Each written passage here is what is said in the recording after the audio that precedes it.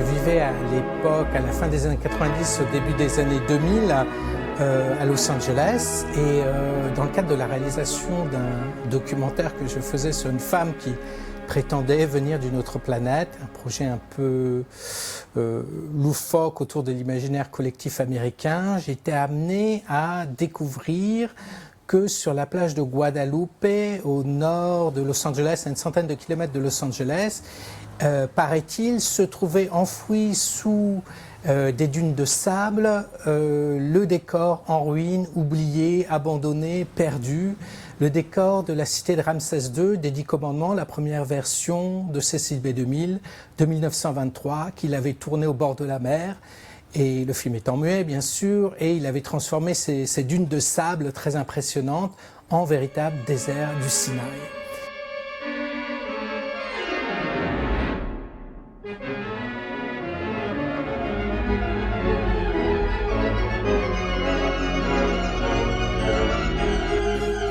Et je me suis rendu à Guadalupe, sur cette plage, et je m'attendais de manière un peu naïve, sûrement à découvrir des pans de murs, des chapiteaux, de lotus, de colonnes, voire une pointe d'obélisque. Mais en fait, rien de tout cela. Il ne demeurait rien du tout. Il n'y avait pas eu encore d'excavation, de recherche archéologique qui avait fait surgir de terre des sphinx et autres artefacts en carton-pâte. Il s'agit d'une archéologie de décors de films en carton-pâte, donc il n'y avait rien.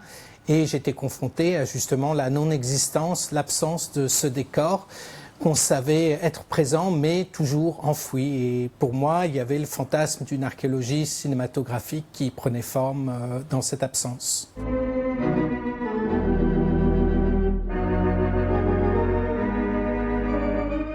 Alors d'autant plus apparemment que ces décors de grand péplum, hein, avant le 2000 des 10 commandements de 23, il y a l'intolérance de 19 ou 16, j'ai oublié, les grands fameux décors babyloniens de D.W. Griffith.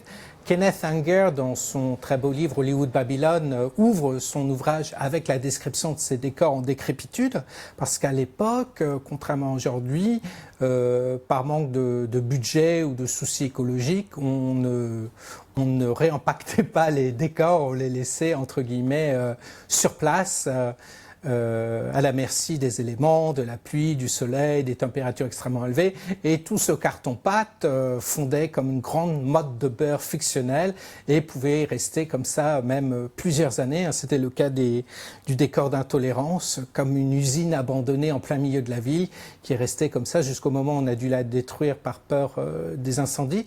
Et donc oui, il y a toute une nouvelle historiographie aujourd'hui à creuser autour de ces décors de cinéma perdu d'une échelle monumentale. On parle des décors qui font des centaines de mètres de long, sur des dizaines de mètres de hauteur. Pensez à Cecil B2000 avec des pyramides, des allées d'une centaine de mètres avec une cinquantaine de sphinx. C'était vraiment magistral. Et oui, le cinéma se bâtit sur cette forme d'oubli.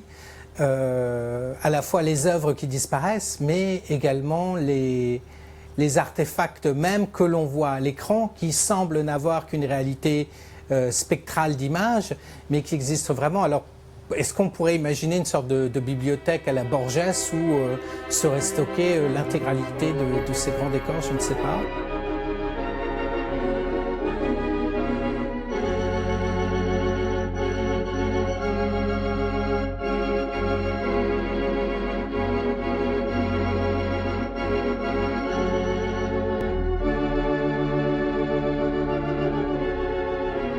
Il n'en reste rien et bon, on peut effectivement imaginer cette archéologie fantasmatique en fait, hein, de quelque chose qui n'existe plus, de la même façon que... il y a toute cette dimension aussi du lost art, hein, de l'art perdu, hein, qui touche aussi bien l'histoire de l'art, hein, et c'est vrai qu'il y aurait toute une nouvelle historiographie à faire de toute cette disparition.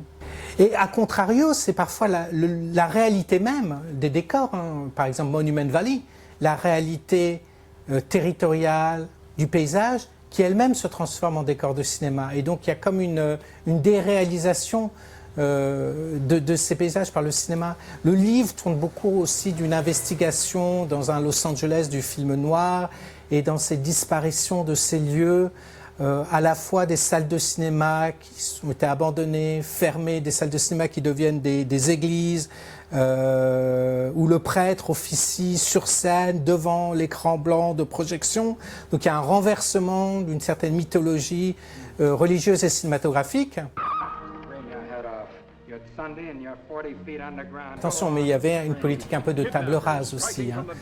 Par exemple, quand j'étais à la recherche de la gare, l'ancienne gare centrale de Los Angeles, d'où partent les trains pour aller à Guadeloupe, et donc avec un millier de figurants, je me rends compte que cette gare non seulement n'existe plus aujourd'hui, mais toute trace de la gare a entièrement disparu, comme si cette gare en fait n'avait presque jamais existé. Et se pose la question, quelque chose qui n'existe plus mais dont on a éradiqué toutes les traces, est-ce que c'est quelque chose qui n'existe plus ou c'est quelque chose qui n'a jamais existé aussi? Et le livre travaille un peu cet interstice entre ces deux formes de disparition.